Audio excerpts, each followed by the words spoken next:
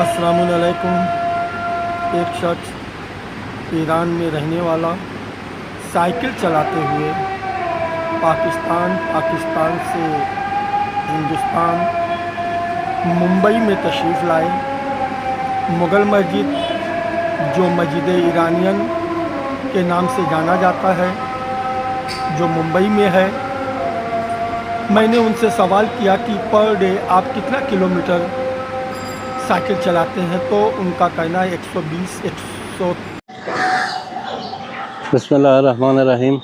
من سفرم را از استان کردستان در غرب ایران شروع کردم و به جنوب ایران اومدم و از طرف زایدان به سیستان بلوچستان، اونجا وارد پاکستان شدم و اسلام آباد و لاهور رو طی کردم، وارد هندوستان شدم.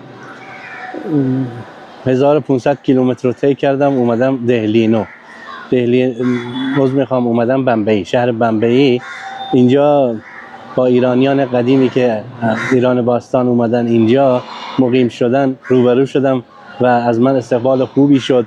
من از همشون تشکر میکنم، قدردانی میکنم. بخصوص آقای علی اینجا به من رسیدگی کرد، خیلی ممنونم. هدف من از این سفر این است که با شعار نه به پلاستیک برای محیط زیست در جهان نه به پلاستیک است و من عضو هم فدراسیون دوچرخه سواری هستم، هم کلوپ ملی دوچرخه سواری ایران که در تهران دفتر داره. خب این خوب